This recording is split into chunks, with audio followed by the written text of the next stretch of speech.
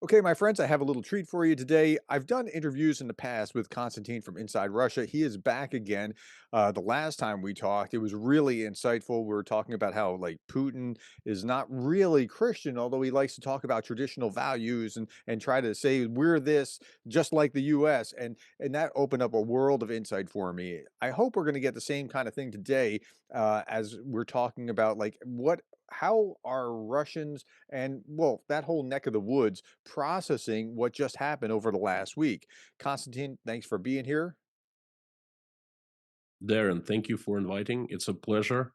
Before I start, I'd like to kind of make you a compliment. We talked last time about religion and how Putin sells it, and I remember I had an insight during speaking to you, Mhm. and then I made a live stream about that, and just to show that this kind of cooperation, communication gives so much to me. And I watch quite a few of your shows.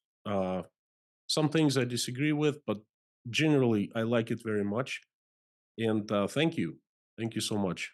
Yeah, no, I'm glad you're here. We all benefit from each other's experience and understanding. None of us has it completely accurate, and anyone who does think that they have it completely accurate, run away from them because because they're probably Yes. going to be selling you the wrong thing. Okay, so at any rate, yeah. So I had some unusual questions, so I thought I'd ask the unusual Russian.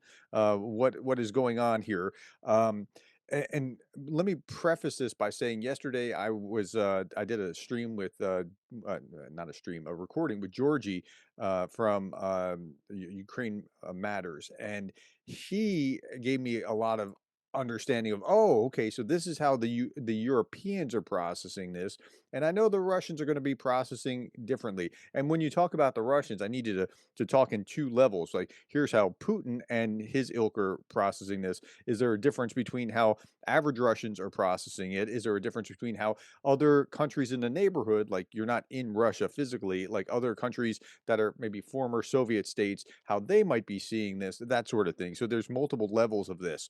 But let's just look over the last week and just free flowing from the Oval Office incident last week, or maybe even before that, right? Like Trump was talking about how Zelensky's a dictator. Then he says, "No, no, no. Did I say that? Did I say it? Because he was about to sign an agreement, and he's the best president of Ukraine when he's about to sign an agreement. So Trump's all over the map. He zigs and he zags. Like, here's the thing with Trump. I Okay, so I want to start with this. Do you perceive that he's like beholden to Putin, or is it something else? Like, my perception is, and you said you don't always agree with me. You don't have to always agree with me, but that's the beauty of this. We can have share ideas and try to triangulate on what's true. And it's probable that it's not that you're right and I'm right and so is right, but somewhere in the middle of all that, we'll find where truth is. And I'd like to think I have it right, but maybe I don't, which is why we have to ask. Okay, so I see Trump, he zigs and then he zags, and then he zigs and then he zags. What he did with Kim Jong Un, right? Little Rocket Man. Oh, he was terrible. He was terrible. But then when he came around to Trump, to dealing with Trump, oh yeah, he's okay. He'll straighten out. What? Okay, I think the same kind of pattern is going to happen here. And if I'm going to be okay, here's how you can tell if I'm right or if I'm wrong. If he just zigs and he only zigs toward Putin and only does that and never zags, then I'm probably wrong. Okay, so but I just don't know. I mean, he could zig and zag and still be beholden to Putin. So what's your perception of how Trump is, like, what you see, and then what do the Russians see? Let's start with that, and then we'll move into talking about the Oval and then the aftermath and then the European summit and things along those lines.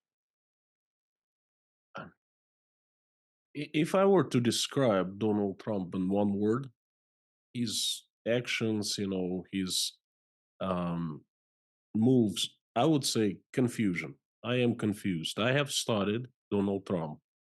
To start with, one of the first books in English that I read when I arrived to the United States, I went to a Salvation Army store, and I think there was a book type of deal, and I Mhm, picked it up just to read something to learn English, and it was The Art of the Deal. Mhm. And I absolutely fell in love with the guy then. I was thinking, wow, what a great businessman. Mhm. What a fantastic guy, great achievement. And I had heard about him, believe it or not, he was on Soviet television back in 1988 or 1987. Mm. They actually brought him into the Programa Vremya, the Times daily news report, that he was America's uh, hottest and most richest man back then. It was very favorable news report, and that's how I learned the name Donald Trump. Okay, Mhm. and then I think they mentioned that he built skyscrapers in New York, and then I picked up his book and I read it, The Art of the Deal. The first thing I did when I came to New York, one of the first things is I went to actually take a look at his Trump Tower, okay, that I had read about in the book, and then he was just a businessman back then. I met a pretty wealthy family in Old Orchard Beach, Maine, in southern Maine. They operated, and I worked for them for a long time. They became my friends, sort of like family. And they told me that they met him personally. They wanted to enter New York real estate market, and they were in real estate development. They said they didn't like him very much due to his personal qualities. He didn't care about anyone else but himself. That's Mhm. personal opinion from people that I know and I trust them. Um, and then the next thing, he became the president of the United States. When I heard about the first time about him, going into the politics, kind of thought, well, it's a fresh face, Mhm. non-establishment. It's always good, right? Um, his first presidency. Well, I'm not an expert on American politics. Okay, I didn't see him accomplishing much, but I could be wrong. Okay, I know that the Democrats were attacking him and out in all those moves. I know one thing though. He promised, and I clearly remember that when he was, doing his campaigning in 2016. He promised to meet with Putin and take care of this situation. It wasn't well. It was a war, but not a hot war, so to speak. Mhm. He said, "No one talks to Putin. I gotta talk to him. I gotta take care. I'm gonna make a deal with him." Great. Making deal is always better than fighting and killing and doing going into war. Well, he ended up not meeting Putin once. I Mm. mean, one on one in a special meeting. He met him twice in G20 meetings, and they Mhm. were just like walking next to each other, and then they met and they talked. Um, so I don't judge people by how they talk, what they talk. I judge people by their actions, by their deeds, what they do. Okay. Um, Donald Trump did not meet Putin. He did not make any attempts to stop Russian expansion into Ukraine. Mhm. Although he did help Ukraine, I remember that. He allowed some military help, in particular Javelin Mhm. launchers. I remember that played a big role. And as far as I remember, but again, don't quote me on that. I think that he authorized some kind of financial aid to Ukraine back in 2018, 2017. I also remember that he had a personal falling out with Zelensky because of that telephone call. If you Mhm. remember, Trump got in trouble. So I knew about his first presidency, and of course he is nominated again, and then he runs and he promises a lot of things and he wins. And quite a few things that he started telling after he became the president were very upsetting. And then I figured my personal attitude to this whole thing of geopolitics in the United States. I usually don't talk about US politics. Okay. It's none of my business. I'm not a voter. I'm not taxpayer in the United States. I mind my own business. It's up to you, you personally, and everyone who is watching us from the USA. It's your country. It's you decide what you want to do. I admit And I believe that the elections that just happened in the United States, presidential elections, were democratic, legal, and Donald Trump did win in an honest manner. Okay, I think Mhm. that the Americans, we are the people, spoke, have spoken, and they gave power into his hands to represent him internationally and domestically. So he's acting with legal power in his hands. That's what I think. I also decided to not listen to the words. I've decided to see what documents and what actions come out from Donald Trump and his administration. Mhm. Okay, that's my stand. This is what I'm standing on. Now, so many things have been said. Now, what's been done? Correct me if I'm wrong, but this is what I know. Um, there was a meeting. Well, first of all, the United States came up with this idea of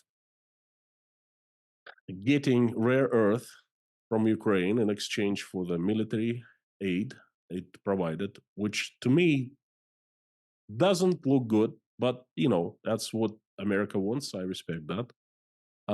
Number two, there was a meeting in the Oval Office that didn't go well. Mhm. Um, I believe that, well, it didn't go well. Number three, the biggest action so far is the military aid has been stopped. Well, they say paused, but in Russia, we say there's nothing more permanent than temporary. Okay, so that's been temporary stopped. And number four, the administration has started taking actions of getting back to getting closer to Russia.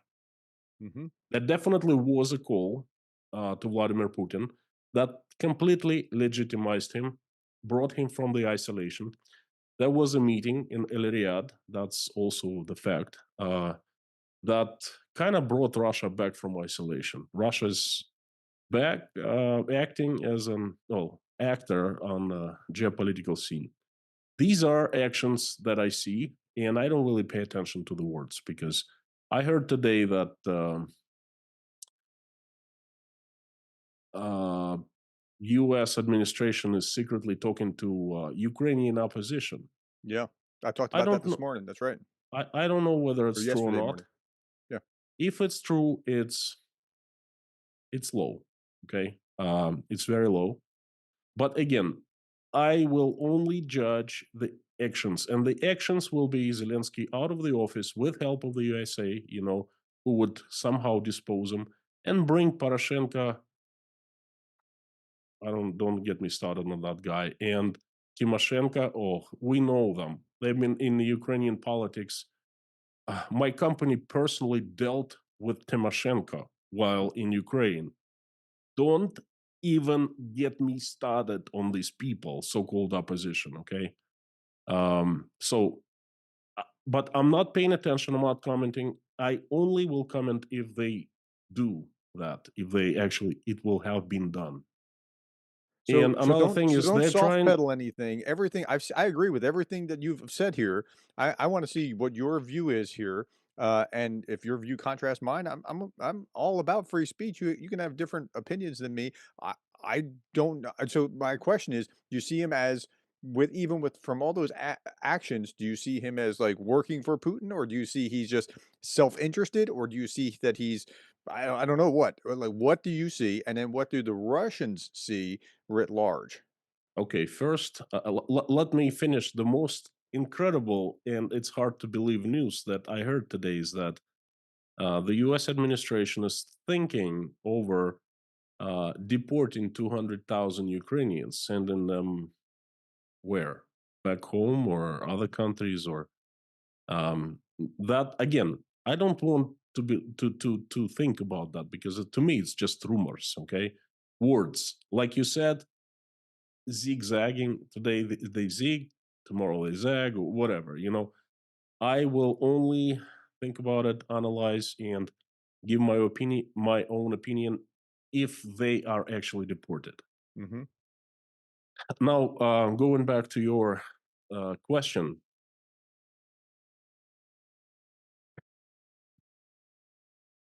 I think Donald Trump does not work for Putin. Okay. I think Donald Trump works for himself. He doesn't work for anyone. He works for himself. He has own interests. He has this plan in his head, and he goes according to the plan. I think he's a transactional guy. I think Hmm. he changes his opinions a lot depending on who he speaks with. Hmm. And that's as far as I can say. Okay. Now, how does the Russian government, and that's fine. That's probably a majority view. And then there's an undercurrent of, oh, he's sold out to the Russians, or the Russians have compromise on him. There's like a majority view and then a smaller minority view. How are the Russians processing things? So they see that Oval Office dust up, and they had to be rejoicing. I mean, and this was pretty silly to. I mean, what Zelensky was actually saying was, what diplomacy? Like, Putin's done this 25 times. What diplomacy?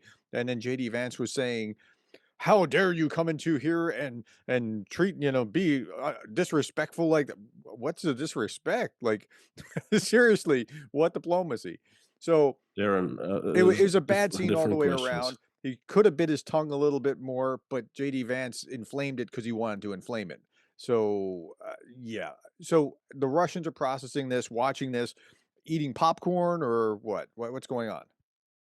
Now, let's break down into there's too much information. First of all, I've dealt with a lot of crooks in my life.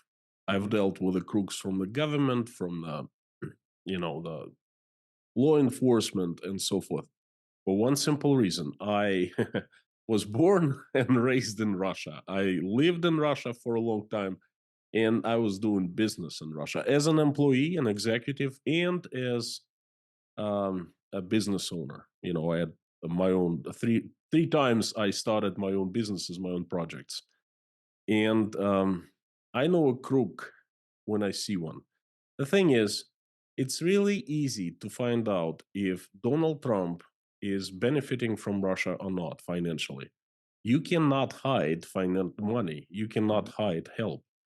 I don't understand. People are saying so naively, "Oh, he's sold out to Russians." What is his motive of being sold, like of selling out to Russians? What Vladimir Putin will come and say, "Well, we'll give you $1 billion." The guy is the president of the United States. Okay, he is not poor by any means. I don't know mhm, if he's billionaire or not, but he's definitely multimillionaire. He has everything that he needs and he desires. Okay, above all, he has power in his mhm, hands. He has image. He says something in the United States, and people in, I don't know, Honduras jump. mhm, They're sending the plane to Honduras. I think it was Honduras, right? And then they say, "Well, we're not going to take it." And Donald Trump just raises his eyebrow and says, mhm, "What?" And these people jump and bow to him. Okay, what do you think Putin can offer to Donald Trump to buy him? Eternal life? Salvation after mhm. death? I mean, just give me an example. What do you think his price is? Because I I don't see it. I I have asked I have no myself this idea. question. I don't I see that either. What I see is that Trump's about Trump, and even Trump will say Trump's about Trump. I mean, so Yes, I yes, think yes. I agree with that. Now he gets cozy with Putin because I think he likes Putin better. Like, I don't think he really likes Zelensky personally. I think he puts up They with had a Zelensky. falling out. Yeah, They had a falling out in 2018.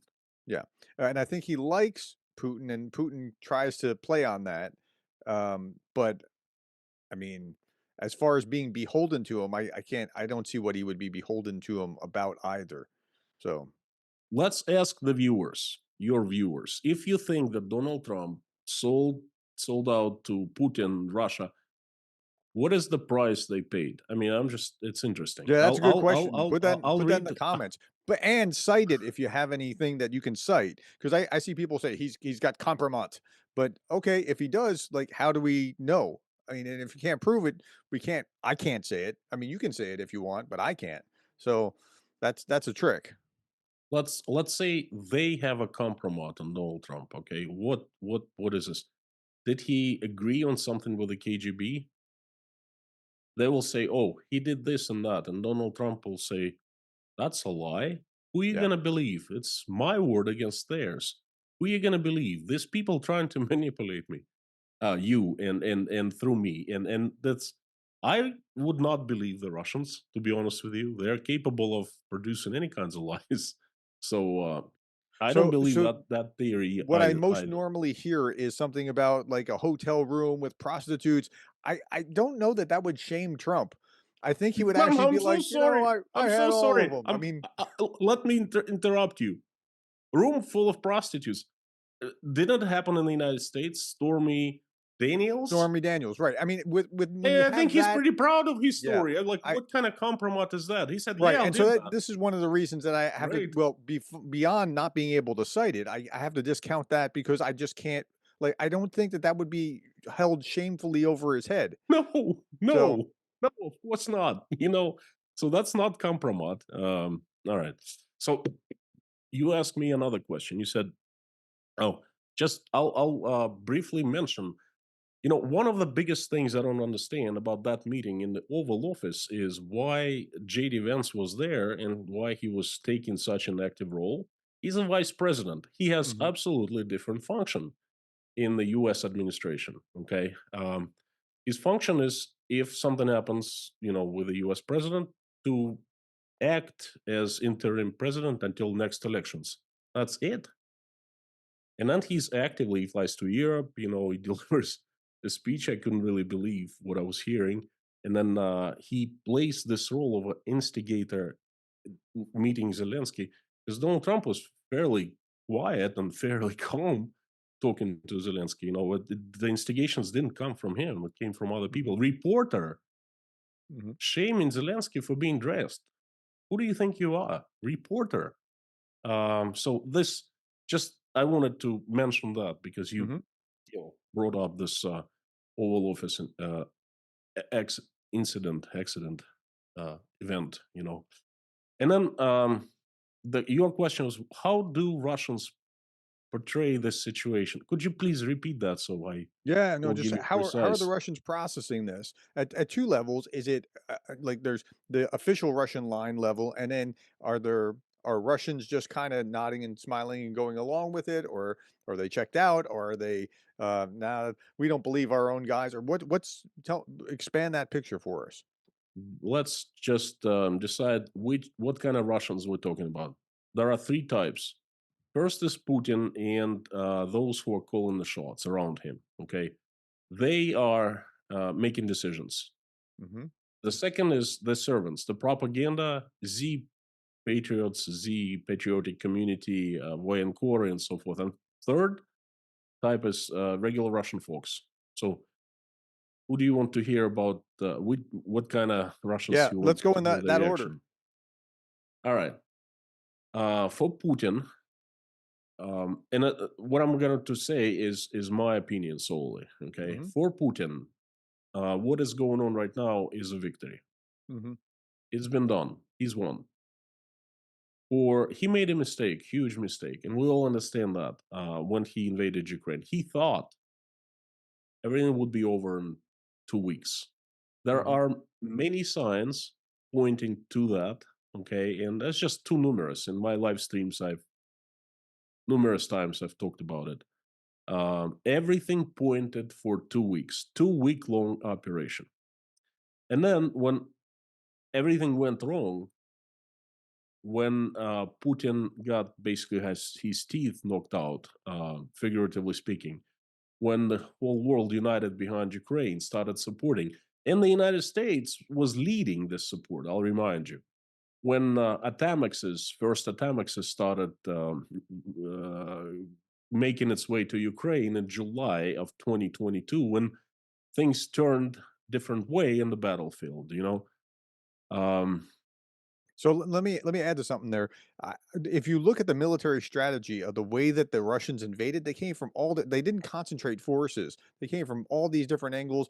It was like designed to be a show of force rather than to actually militarily do what they were trying to do. Because if Zelensky would flee, which is what they were calculating on, Sure, they're overwhelming and whatever, but as from a military perspective, as I understand, I'm not a military expert, but as I understand, this was kind of a terrible way to try to invade Ukraine if you were trying to Show tear. off. Yeah, It was so a show off. right, right. They did not attack anyone in the first 2 days. They were translating openly this message. I heard it on all radio channels and so forth. Ukrainian servicemen, we are not against you. Just know that we like Ukraine. We're not against Ukraine. We're just against your fascist regime that you don't like yourself. Just don't resist, and we will not touch you. And in a few days, you'll get back to your duty. Okay. So we're not going to overtake. That's the message. In a few, that's crucial to know. Mhm. Okay, and that's a sign. And just don't resist. In and out. We're gonna be out very soon, and that's it. We're not gonna touch you. And no one expected that Ukraine would fight back. I think that Putin believed that they would welcome him with Not flowers. even Biden. I mean, that's why you get the famous "I need ammunition, not a ride" line, right? Because you need a ride Uh, out? Okay. no one believed. No one believed. Ukrainians showed such courage. I did not believe personally. I thought that Russia is just army number two, overwhelming might, and so forth. Ukrainians did a miracle. But anyway, going back to what I was saying,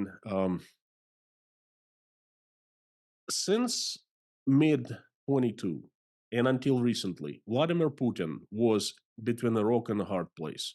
I Mhm, call this situation Zugzwang.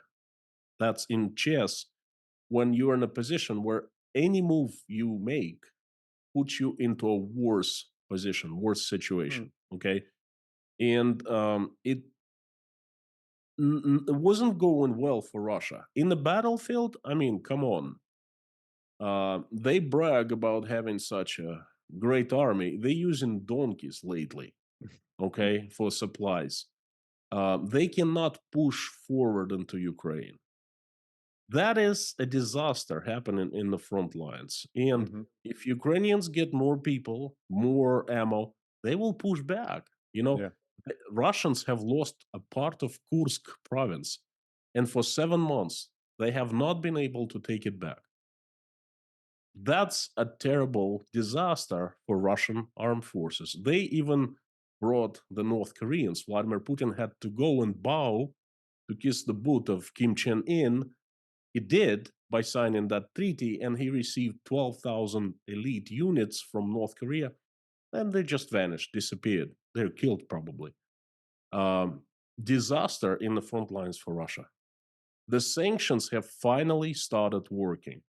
In the mhm, last few months, Russia started getting hit by declining oil trade mhm, because Americans have went after Russian shadow fleet for real for the first mhm. time.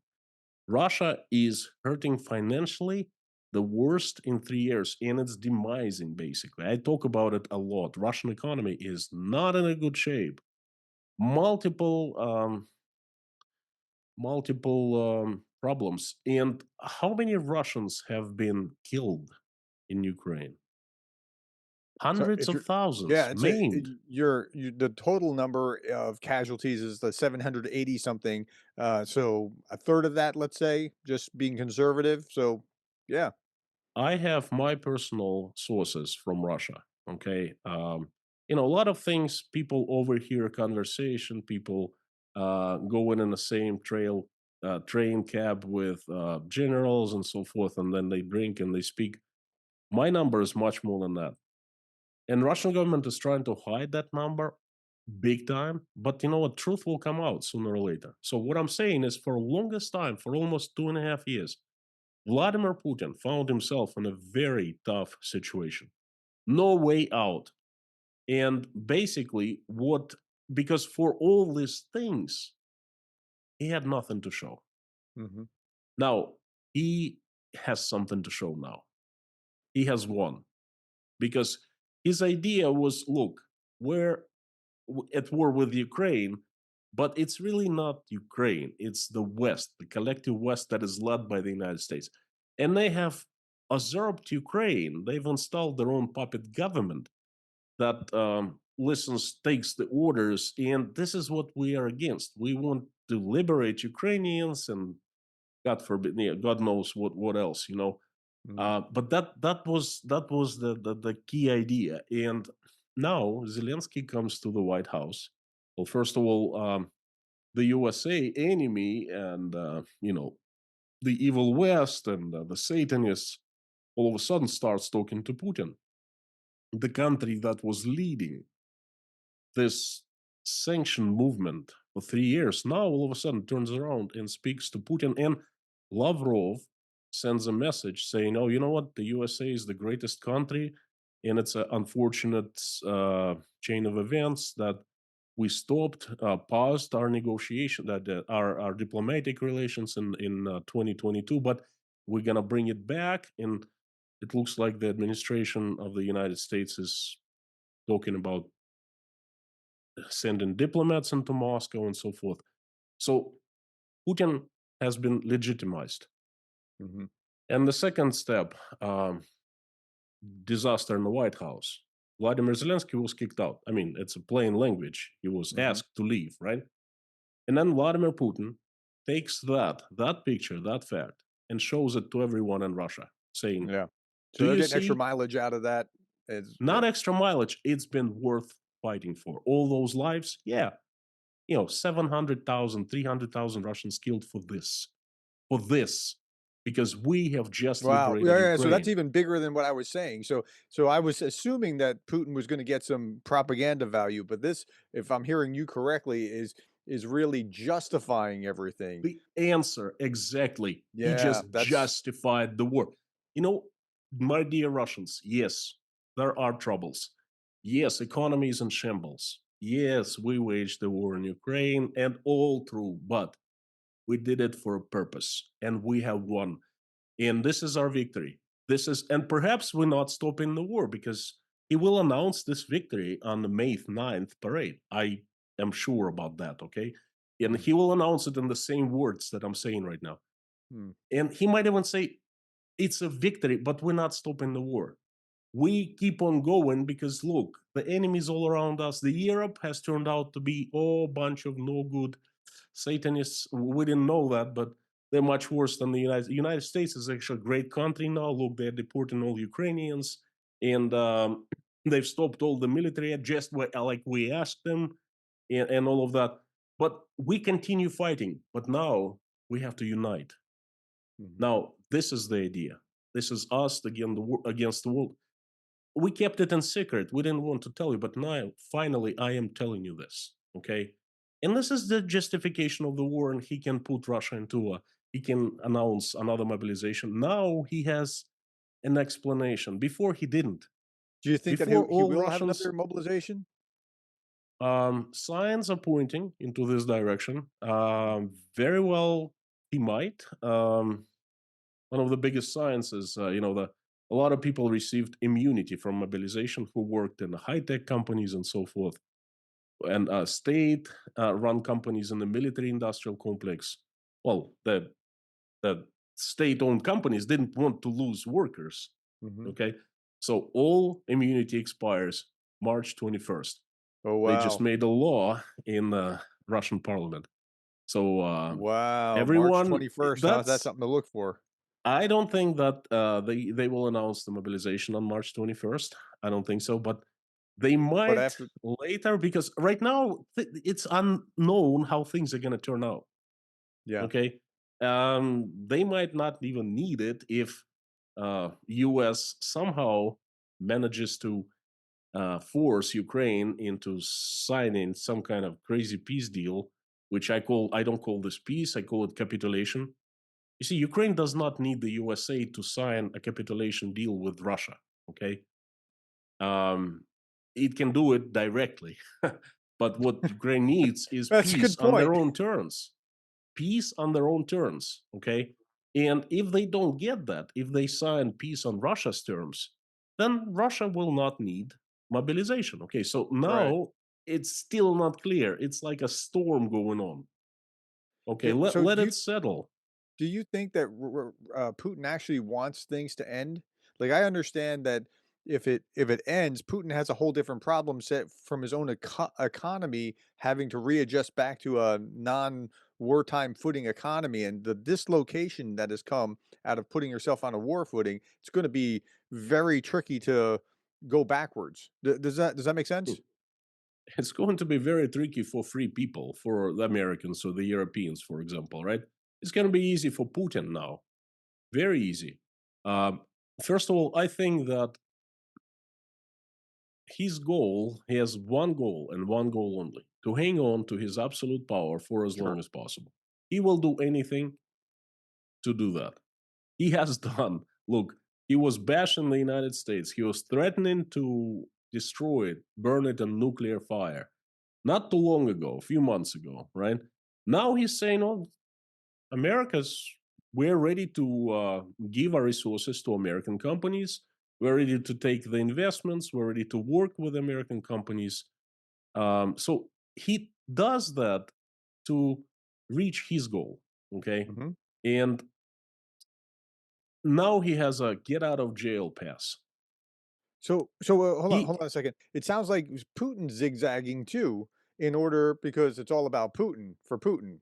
So, is I can't call it zigzagging. It's well, as far as we're gonna zigzagging destroy you, no, you're awesome, and we want investment and, open up the oil and if well you can say he zigzags to the west, yes, but he doesn't really care about Russian people. He doesn't have voters. mhm, He can do anything he wants to, okay, with these people.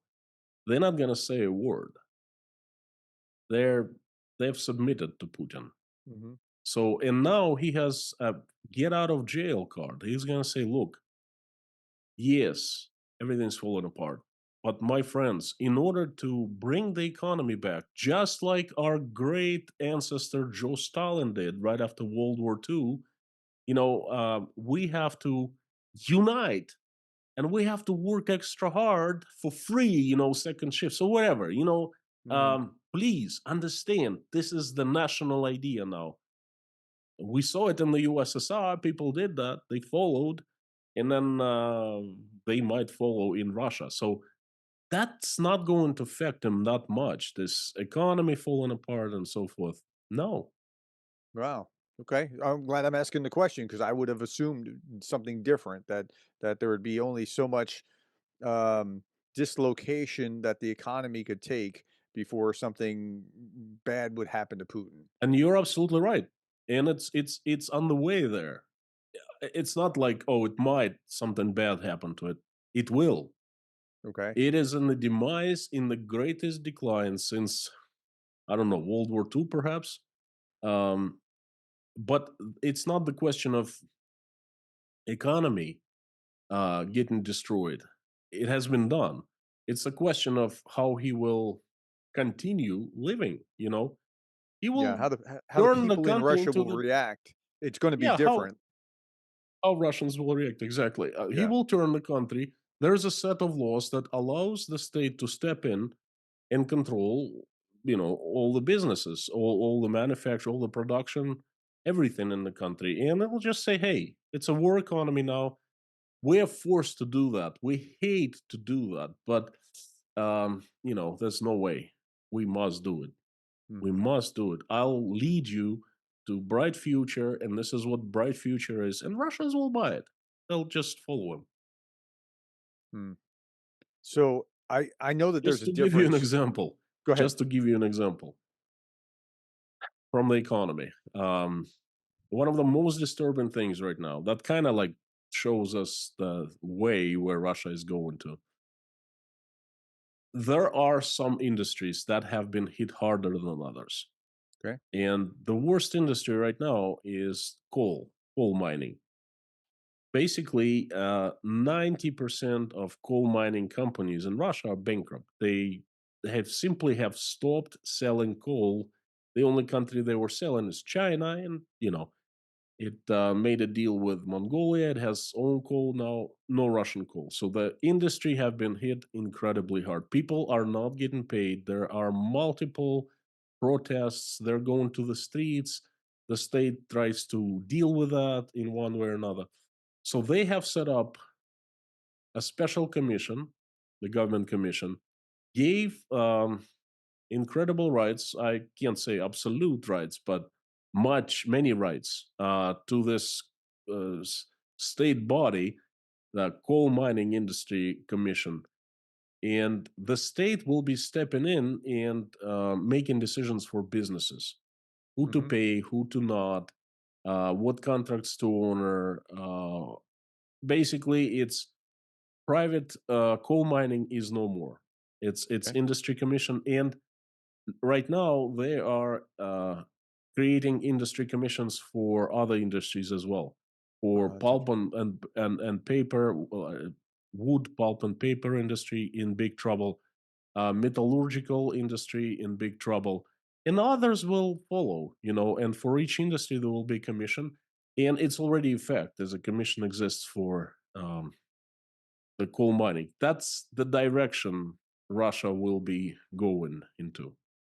How much pain can their economy take before the people are just there is something that causes Putin to be really worried about whether he's going to stay in place? I see that the economy, like signs after signs after signs, that the economy is in very bad trouble. But I'm not one of those saying it's going to collapse tomorrow. I don't think it'll collapse tomorrow, but I think it keeps showing more and more signs of ill health, and that accumulates. But I don't know at what point that will become something severe. And usually with economic issues, from my understanding, is that it looks fine until it precipitously falls apart. There, everything's okay until it's not. Domino effect. It's called the domino effect. Mm. Domino effect. Okay. Um, you brought up a very good term. You said a good word. It's called collapse. I argue a lot with my wife about that. What is collapse? What is collapse in your understanding? Economic collapse. So I would think that there's a severe issue, something equivalent to a stock market crash in the United States in 1929, leading into the Great Depression or something like that, because everybody thought everything was fine until that day when they realized, whoa, all these problems had been there all along. And I think that's the kind of thing that we're seeing. But I don't know that we'll get to that 1929 Black Friday kind of moment, if that makes Um, sense. it does make sense. I think it's not that important of what happened on one day in 29, but what followed. A lot of people lost their jobs. A lot of people, there was hunger in the United States. People were starving. There's a great book by John Steinbeck. I think it's called uh, the Grapes of Wrath? uh, Grapes, Grapes of Wrath. It's Yeah. one of the greatest books that I read, about that period. I didn't even know that such period existed in the US history. But read that, okay? And this is what I think is going to happen in Russia. This is what I call collapse. When people either have a job or get paid so little they cannot afford to eat and to have a roof over their heads. When people cannot travel freely, when people can go to food store, basically, have to, well, can't eat enough. Okay, if they lose a job, they can't get a job, and this is what I call collapse. Russia will continue existing. Russian people will keep on living. Okay, they're very resilient. They're professional sufferers. Even now, a lot of no, I kid you not, they are. No, it's an Uh, interesting term. I've heard that Russians they pride themselves on their ability to just take on more suffering. I've heard that yes, from multiple sources. yes, So that yes. phrase made me chuckle. Trust me, if in the USSR, some people lived a very harsh life, and they still remember older people. And they don't mind going back there, knowing that there's a goal for the country, knowing there's a bigger purpose for them, and so forth. It's a society completely different from the Western society Mhm. in this term. To me, the collapse is already happening in Russia. Just to give you a couple examples. In the Kemerovo province, that's the province that is full of They basically their primary business is industries, coal mining. They don't have enough money to keep on paying salaries to kindergarten teachers. They are firing them by numbers. Hmm. Kindergarten teachers. Now, in Krasnoyarsk province, I think it's Krasnoyarsk. Well, anyway, it's also about the same place. They've started firing doctors, nurses, and medical employees because there's simply not enough money in the local budget to provincial budget to pay them. They called it optimizing. Well, I call Hmm. it its real name. My distant relative works in one of the provinces in the western part of Russia, in the European part, as kindergarten teacher role. Kindergarten uh, person takes care of children in the kindergarten. And then she called me, started crying, said, "How can I live? I'm making, my Yeah. official salary is 15,000 rubles, which is what, $150 per month, Hmm. and I they pay me in bonuses another $100 on top of that, so I earn 250 every month, and she has higher education. Okay, and we don't know what to do because we kind of can't afford food any longer, and that's a person Yeah. with high education who has a government job, um, that she's complaining. Things like that, the reports coming in. Russians get together and record messages to Vladimir Putin. You can see them all over internet, and they beg him to actually write what what they think the local authorities doing the wrong. Okay, and to me that's demise. To me, it's already in Russia. Okay, Twenty but one there are percent different interest levels of rate. demise, right? I mean, one level of demise is uh, Tasty, and that's all has replaced McDonald's. In fact, I think I remember you talking about Tasty, and that's all in a video years ago, right? Sampling Yeah, it. it was. I think that was the first video I've ever seen of you. Was Yes, right? That's one level. Okay, American companies and Western companies are out. Now we have our replacements. Another level is I can't afford potatoes, okay, because potatoes have shot up, right? But at what point is it such a level that things just fall apart? That's what I can't understand, and I'm loath to make predictions. You understand what I'm asking? I understand. It's a At hard what question. level we start seeing signs of anger kind of being thrown out of people, not thrown out, spilled out of people. Um, I made couple videos about that. For example, one lady puts on a uniform with a Russian flag on it, and she starts stopping the cars, crossing a province border. One province meets another one, and then she does not allow cars from a neighboring province into their province. And they're asking, "Who are you?" And she shows them, the tricolor flag of Russia. Says, "I'm the authority here. I'm the public. I'm the people." And they're saying, "Well, what are you doing? You can't, because our province is only for the residents. We don't want anyone, but would like we live there. Oh, show the documents."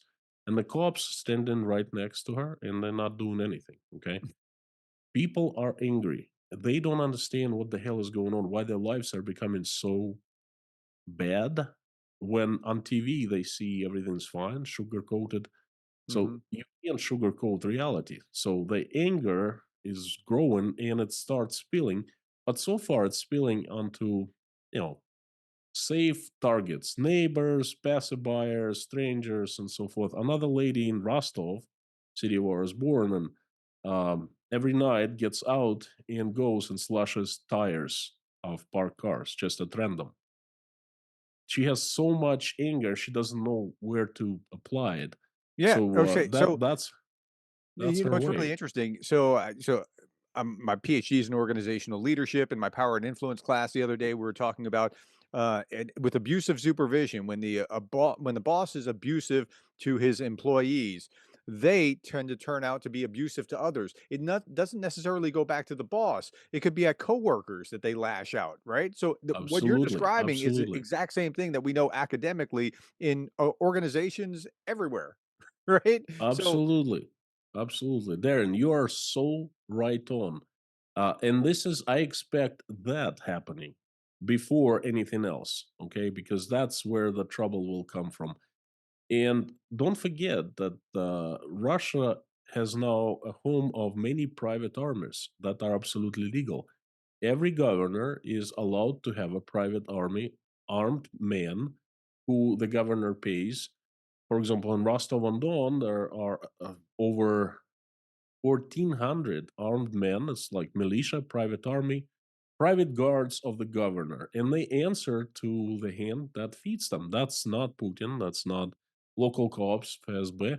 That's the government. That's the governor. And then if governor decides to say, "Hey, look, I'm the authority here," he has got 1,500 armed men, and I think that every province has similar setup right now. Okay, and what if these people start making decision on their own? yeah. For example, the cops come in and say, "Oh, babushka, what are you doing? Why are you stopping these cars crossing from Rostov to Voronezh?" And she's not babushka any longer because she's backed by, 25 armed men with AK-47s. And they say, "Well, we are with her. We are the authority." Okay. And she's right. The cops, I'm absolutely sure, will turn around and leave, okay, Mm. in Russia. So what happens when these things that started happening? And I think that what we are facing right now in Russia. How fast or soon it'll happen, I honestly don't know. I can't even forecast that, predict that, because I don't know. It's pretty unpredictable. I think we need to wait until May 9th now, and we need to understand the direction because it's going to be shifted. The direction, general direction for Russia for the future. Putin has received his victory. Okay, he's Yeah, gonna he's use at it least gotten up as a off the mat, poster. and Trump has helped him, and he's gotten some breathing space to where that pressure's come off some, which I don't understand. Why all the, attention on Zelensky, make concessions, Zelensky do this, Zelensky do that, and nothing to except for perhaps some carrots to Putin. Doesn't seem to make sense. It seems like everyone forgotten that Ukraine is the victim and Russia is the That's aggressor. right. And they like kind of mixed up this fact in their minds, and now they're pressing Zelensky to make concessions. Mhm. Uh, uh, People, wake up. Don't you have to speak with Putin and Russia and say, back off, or we'll do this and that? Okay. Yeah. Instead, we're hearing they throw at Zelensky, "Oh, you just want World War III." Please, um, please, correct me if I'm mistaken, but if something like that, you know, would happen in, like, say, 1985, and someone would say about World War III or Soviet Union threatening the United States, I think the answer would be, okay, you nuke us, we'll nuke you more. Why don't you try? Okay. Yeah. And now they're saying, oh, you're just bringing us closer to World War III. Yeah. Ronald Reagan was in the Wow, Oval Office after a radio. wow. He's got caught on a hot mic. He was just joking, but didn't realize the mic was off and said, "I've just signed legislation outlawing the Soviet Union, and the bombing starts in 5 minutes." Like, I mean, this was his disposition was, no, this is not going to stand, let alone all the other rhetoric, right? So, okay, so we're looking at dates like March 21st. Potentially things break after that, where maybe you have an exodus, but you're saying May 9th is really what you're looking for May to 9th. see what's happening. We're all waiting for May 9th. There's going to be a huge victory parade, and Vladimir Putin is going to be delivering a speech, perhaps right after, perhaps before, but that's what we're looking for. So Ma- March that's 2 March months now. 21st. March 2 months. 21st. Yeah. Of course, unless something big happens, and I don't know if it's anything is possible now, right? March 21st is It's a significant date, but it's not a deal breaker. Okay, It's just when things are allowed to, yeah, okay. Uh, exactly, exactly. No, it's not necessarily that they will announce mobilization, but now from that date and on, they will have all the rights. And then they announce the next mobilization, things gonna go differently. Before they had no unified system, and all the agencies had their own separate system, not connected, not interconnected. So you get serviced a paper mobilizing you. All you do is you run to the airport, and people at the passport control, they don't even know that you're right. mobilized, right? They let you out. So goodbye. This time, the laws are in place, and I've also spoken about that. They completely changed the government system of mobilization of military service. Now they announce mobilization, you know, Yeah. uh, Nowhere to that's it. go, Iron nowhere to curtain, hide, nowhere everybody to knows go. you're on a That's it. list. Red flags for all men. Nowhere to go. They close down the country. So that's going to be very different. So, if you're in Russia, getting out before March 21st and May 9th certainly is a, uh, critical thing if you're, worried about that. If you know, all Russians have a lot of they have had a lot of time to think about Yeah. this whole situation. A lot of Russians have made a choice, inner choice. Are they pro-war? Are they against the war? Are they staying in Russia? Are they leaving in Russia? To me, all who have stayed, they have clearly uh, bowed to Putin, Mhm. and those who have left, I welcome. I'm one of those. I think that's it takes a lot of courage and it takes a lot of morals That's to a tough actually, life decision. Yeah, yeah, tell me about it. yeah. Yes, So tell me about the Z bloggers. You said that's the next level. How are they processing what's happened in the Oval and what's happening in Europe and that sort of thing? not well, not well. They most of them are treating what's happening, this change, 180% U-turn, as a they don't understand. A lot of them are confused. They keep on asking questions. What have we been fighting for? We were taught and we were teaching others that Americans are bad, our enemies. We're fighting Americans. All of a sudden, the companies are American companies are invited. We're gonna do business with them. They're all of a sudden partners in the That's so great country. fascinating. Please explain us. And it happened overnight, Yeah, yeah, literally. yeah. And a lot got upset. A lot are angry. I believe that, well, they all are on payroll. They all are controlled by the Mhm. state. And within a week, they all received calls from their supervisors. And some have calmed down and some are still irate about that. Okay. Some actually you made a U-turn as well. Mm. 2 weeks ago they were saying one thing, now saying completely different thing. That's an entire world, like watching a mad circus or something like that. I'm telling you, it's very odd. So I thought we were supposed to nuke the Americans and yes, exactly. There are yeah. questions like that. First, we bomb Ukraine with Areshnik, and the commander in chief tells that the USA next, and now he invites like what, 12 weeks later, he invites American companies and gives Russian land to Russian air earth, saying, "Come and take it, it's yours." It's like what's going on? And Mm. my head is spinning. Well, it feels like the world is spinning around me, and another they having the same situation. So that's what's happening with them. It's Uh, разброд и I шатание. appreciate I don't know how to translate it in English. I appreciate the Z bloggers, the Z patriots, in the sense that they are more honest than the state media, generally speaking. Like when you see what I mean by that is when you see what they say, if there's a contrast between state media and them, I, I kind of defer to the Z bloggers because as much as they hate Ukraine, their hate for Ukraine is spilling through and showing us kind of reality that the state media is trying to, for one reason or another, obscure. Is that fair? Or is that Yes, fairly fair. yeah. That's fair, yeah. And this is not saying that they're good. It's just No, saying, like, I you can understand, yeah, kind of but, determine what is actually going on through them. Okay, so let's move from the Oval Office to what happened in London, and then what happened in France with, Keir Starmer having that big meeting with the EU. There's another big meeting, that follows from that on Thursday, but in between, Macron says his things, and it's really got, Lavrov and, what's her name? Maria Zakharova, all wound up. mad, So, mad. yeah, tell me about that.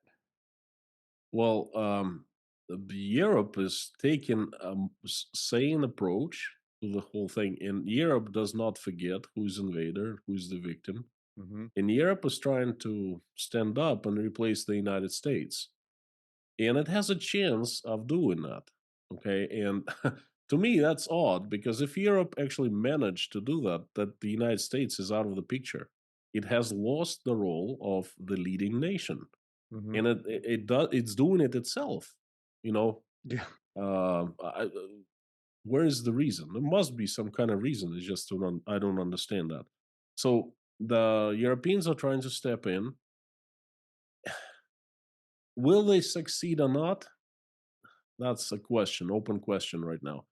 I hope they will succeed. I hope the Ukraine will get backing, military and financial backing. And I hope that the Europeans will not give in and will not lift sanctions. I don't know what the USA was going to do. At this point, I'm not sure about anything. Okay. Okay, so same 3 levels there. The official line seems like these Europeans are still bad, we still wanna nuke London and Paris and that sort of thing. I mean, is that still where they are? Very much so, even more, because look, everything is just working out great. The USA is pushing Zelensky into signing some kind of deal, peace Mhm. deal, capitulation deal. Okay. Um, let's do it. That's the victory, that's the win. And then all of a sudden, as Europeans stand in the way and they start making noise and they're a nuisance and they're like a obstacle. Yeah. We got to do something about them. That's basically today I read Lavrov made a statement that Russia will not ever agree to Saw that. give up anything. So Russian peace deal is Ukraine's capitulation. That's Right. basically it. Okay, He so in that same statement, he also went on to say he would not, under any terms, accept European peacekeepers. Well, where do you think the yes, peacekeepers are gonna come from? So yes, yes, yes, yes, yes, yes. So okay, so, go ahead. they have the chance of succeeding. A lot of nations. It's not easy for Europeans to make joint decisions. I know that. I hope they succeed. That's all I can tell. Okay, it seems like Z bloggers would be aligned with the state line on this one. That Russia will Well, we not just hate take. Europeans even more. They gotta hate someone. They gotta keep on fighting because they have no place in the peaceful world. Okay, Mhm, they receive money from the state. They are fairly famous. They have millions, hundreds of thousands of followers because that's pretty much the only information that they give from the front lines that can be trusted somewhat. They show the direction of everything going. mhm. Many Z bloggers every day unleash hell on the Russian command and so forth. And so basically, if you follow them, that's fairly interesting. Um, there is no place when there's peace. Okay, but when the talks in El Riyadh were taking place, Russian high level propaganda, Solovyov and the likes, they were saying, those who are against peace are enemies of Russia. And that was a clear shot at the Z bloggers. Know Mhm. your place, keep your mouths shut, because we can get rid of you so quickly and easily. You know, so yes, you're right. So They what are average Russians thinking about what's happening in Europe, or are they not thinking about it? I don't think they're thinking about it. Okay. First of all, there's no information. They just can't get the true information. Second, most watch Russian TV, and that's it. Second, YouTube is blocked. Um, Not too many people have access to VPNs. It's pretty complicated. You got to be educated for that. You got to be advanced technologically. Um, they're confused. They hear bits and pieces. Darren, we are sitting with you, and we are um, experts on these things, right? We study them every day. Mhm. We follow, and we are confused. We're trying to Yeah. figure things out. Yeah. Imagine how Russian people, regular people, are confused. So I saw something once that had this guy watched 24 hours of nonstop of TV. Maybe he taught paused for sleep or something, but then he just watched 24 hours worth of TV. And what he found was that the propaganda wasn't just coming from Solyov live; it was coming from every particular Everywhere. thing. Like it was just infused through like a soap opera. The doctor's talking to the patient, talking about, well, I would eat these Crimean onions. These are the best onions, or best Russian onions in the world. I mean, it was that kind, like like it was just infused all the way through stuff. So yeah, I mean, and the more that you intake of that, the more that you're going to your position's going to slowly shift. Okay, Absolutely. what I agree with areas that. are we not paying attention to that maybe we ought to be paying attention to? Where is your attention right now? What are you seeing that the rest of the world is not? Just because of where you sit, you have a unique position. Just like when I'm watching things in the US government, I see things differently than maybe you would just because I have that background. Um, well, first of all, I'm looking at the Russian economy and I see more and more signs of this huge landslide. This is what I call collapse. I sometimes call it the economic tsunami. I think that we are on the edge of a cliff and we're going to take another step and just fall. Okay. And that's going to be a free fall. And that's going to happen sometimes in 2025. Of course, if, for example, the United States does not reach out and somehow financially provide financial aid to Russia, that would change everything, right? I'm not sure about anything any longer. I'm sorry, I'm laughing, but I'm but kinda crying. I mean, that's like that you would say that I would have said a few weeks ago, like, that's so farcical, but now you're going like, yeah, "Can they I do?" would never say that. Well, I would never say that. That's hypocrisy. But it Not almost seems hypocrisy. like it's That's within the realm of possibility at this point, given what we at, just saw. at this point, anything is possible. Okay. So that's what I'm seeing right now, and I'm seeing more and more signs. Now, I'm seeing Vladimir Putin, although he's going to be selling this idea of the victory to Russian people and perhaps to some people in the world, and some might even believe him, but there are more and more signs that he's losing in the global geopolitics game. Okay, and there are signs like for example, this new railroad circumventing Russia, Oh, yeah, going you were talking around about that. Russia. Yeah, yeah, yeah. Yes, that's huge. That's huge. That's an economic weapon of China that has enacted it. It's live now. Okay, so there are two more railroads are being built here in Uzbekistan and in Kyrgyzstan around Russia. They're going to be bringing products from China. Um, the Russians are kicked out of Syria. Okay, and the whole world knows what happened. That's I would say Russian Afghanistan, so to speak, of what happened in Mhm, Afghanistan, and was it 2020, right? mhm. So it's kind of like the same thing for Russia. Russia has lost control of the terrorist extremist groups Hamas and Hezbollah through that, and this it's getting worse and worse for Putin. Okay, now no one is mentioning the BRICS anymore. The BRICS was the talk of town. Mhm. Trump came to power, and he said if anyone brings up unified currency of BRICS, I'm going to sanction them up to yin yang.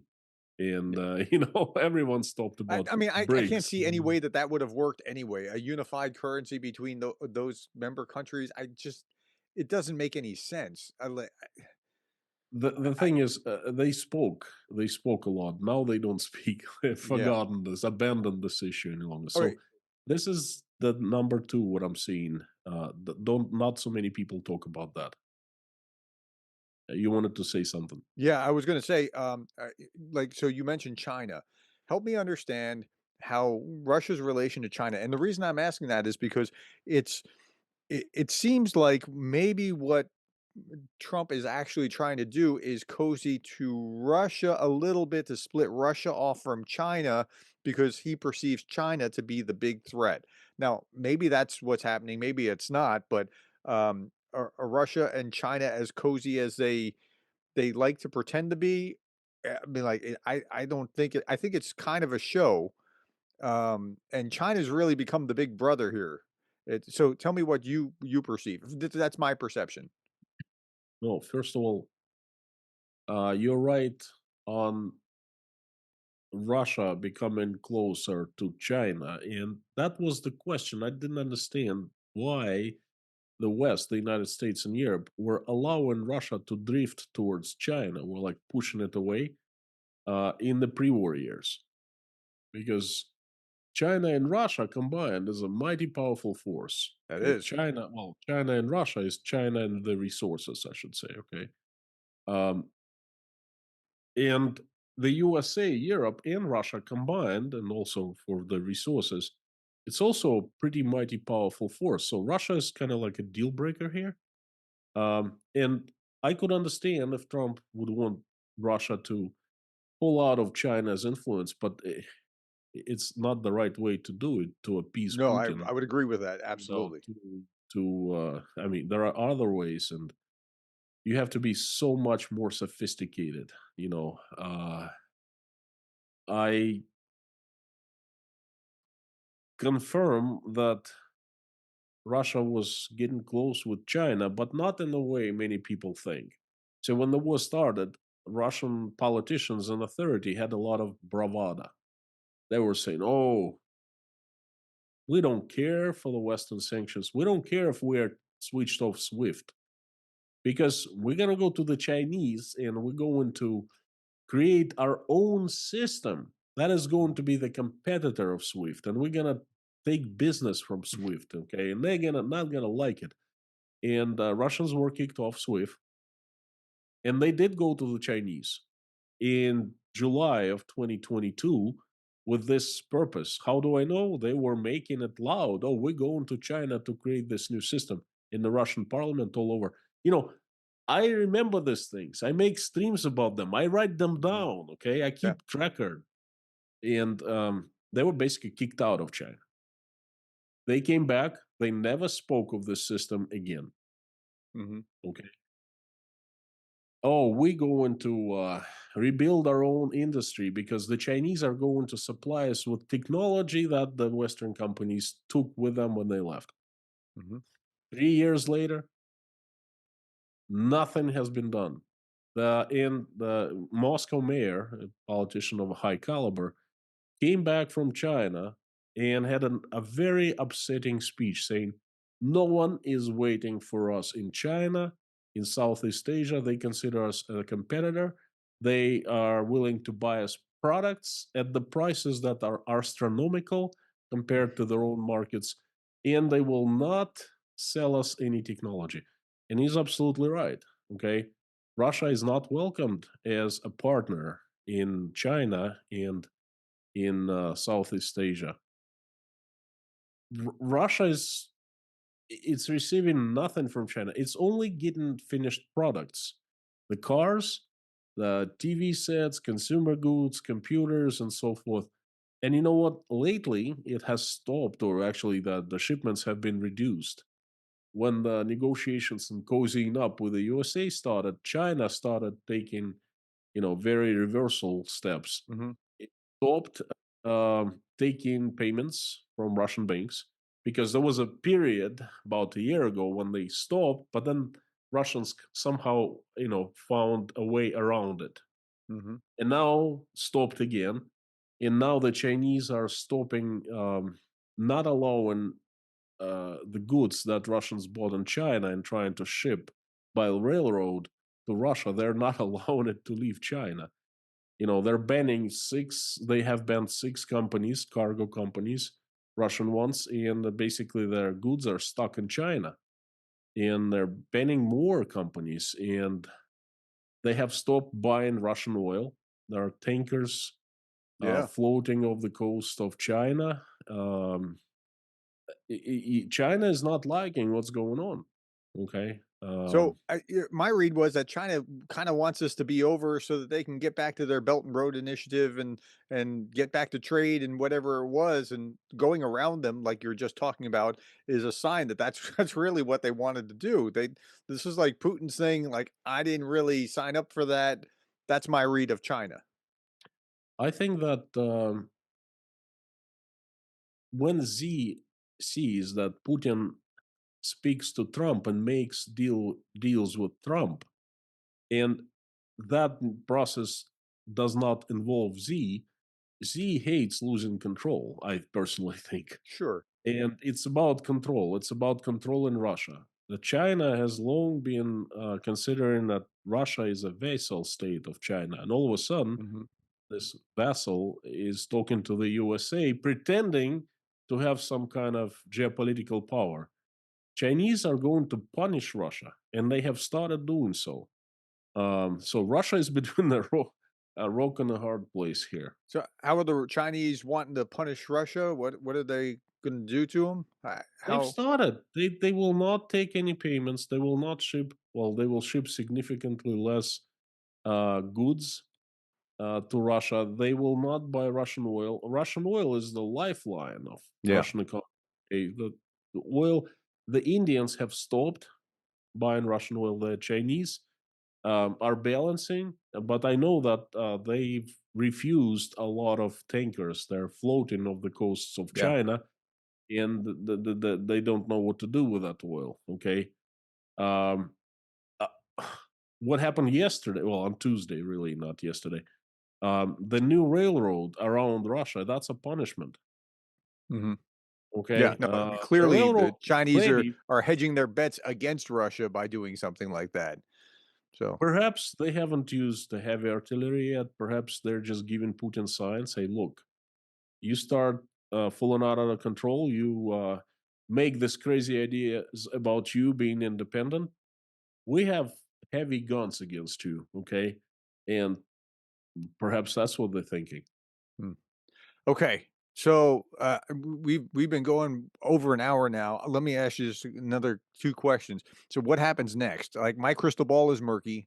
What do you think will happen, given that this has been such a strange week that we couldn't even predict this past week, this might be kind of a fool's errand, I understand, but, I've always been of the opinion personally that it doesn't end on the battlefield, it ends with some kind of catastrophic economic or political event. Like that's what I think is most likely. That's just me. But what do you see? And you can even hedge and say, if this happens, this, if that happens, that, but like, how are you processing? Darren, I have said it a million times, almost in every stream. And you can ask any of my subscribers and members of Inside Russia community.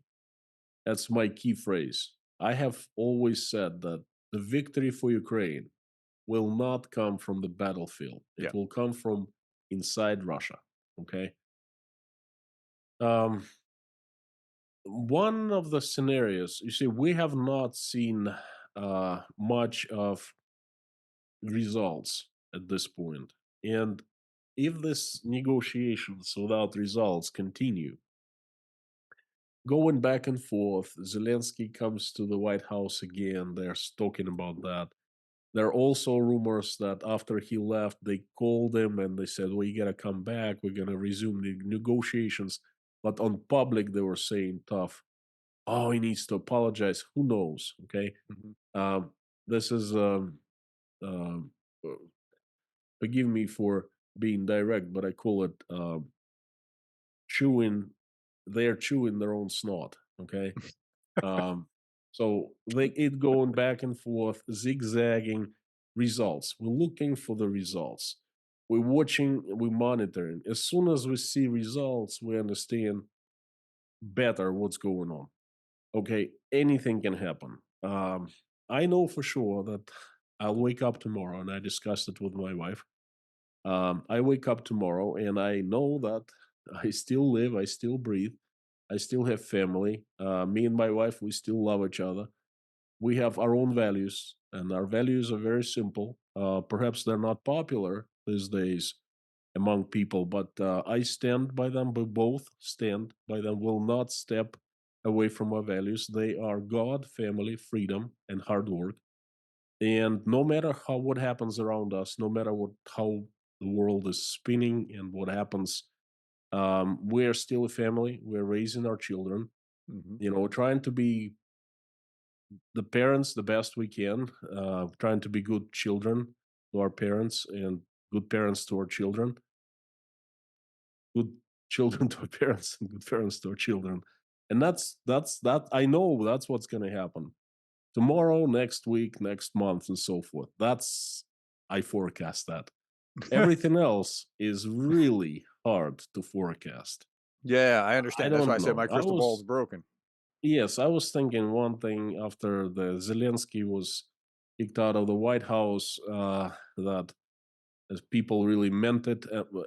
Instead, there it seems like they're calling him, inviting him to come back, and that is like a double game. I don't know what's going on. I don't think anyone does. I don't think that whoever tells you that, oh, I No, Anders think this Anders will Buck happen. Nielsen was saying that he doesn't think that Trump has a plan. I think that's probably correct. I don't think that he Um, has a real working solid plan. So my last question to you is: Trump going to be the spoiler here? And the reason I say that is because, like negotiation, like, you're a businessman. Negotiation 101. You can't want it too much, and what he wants is he wants to make a deal too much. And so you go like if you want something too much, you overpay for it, right? You know how that works, right? So is Trump going to be the spoiler, or is it likely that he will try very hard to be the spoiler, not necessarily because he's trying to do this or do that, but just because he wants to make a deal? Darren, you're asking me about Donald Trump. Look, you're From what putting you me on well, the from what you spot. perceive, from that what you're listening to, hearing from Russian sources, from that sort of thing, that's a perspective I'm coming from.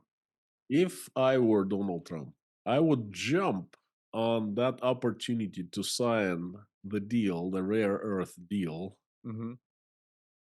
I would make it behind closed doors.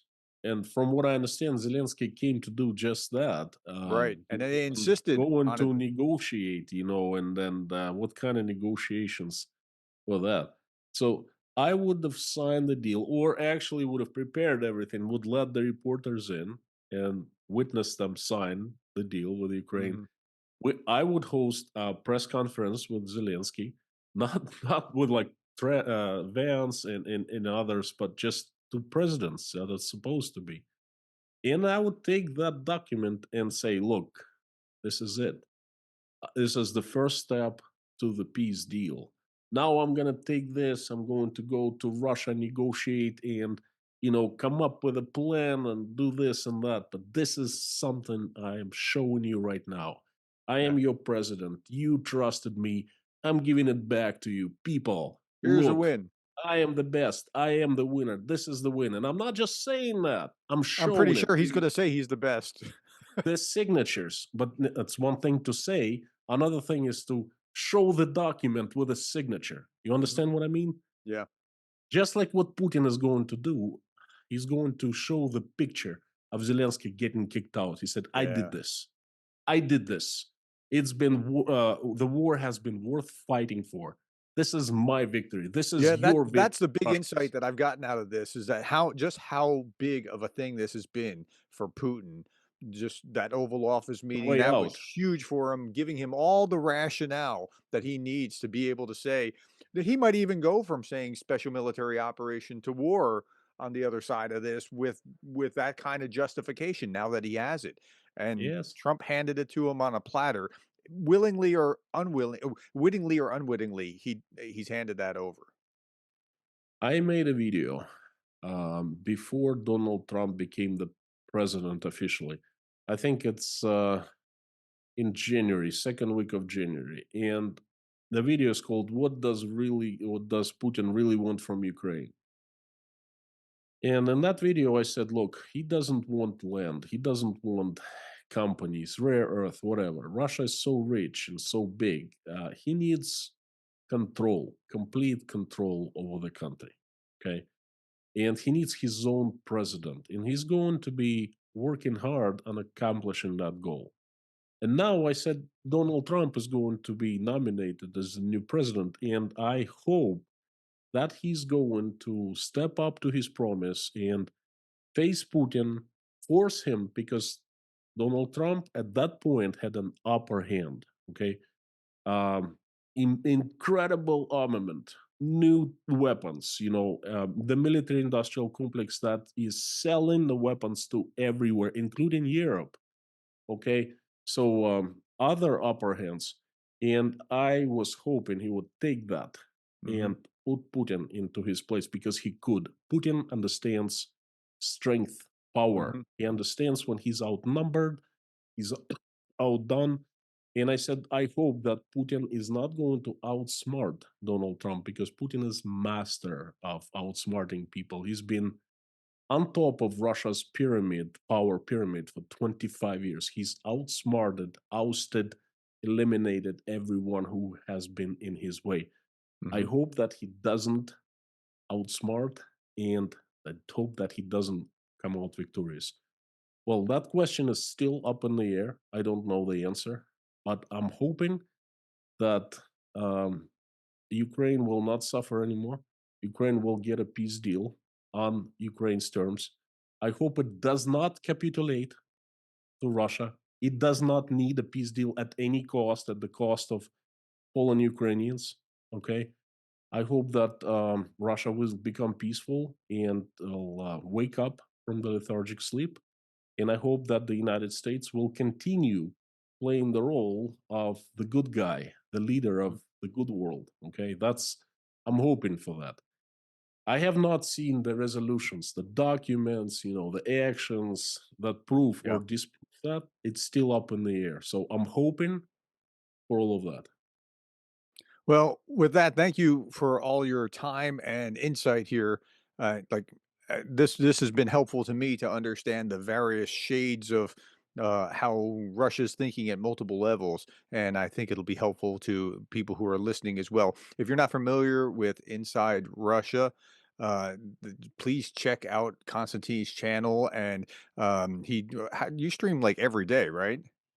I stream every day, and the thing is, I'm still demonetized. Oh my And gosh! now, and now I know why I've been demonetized. I know we talked about that.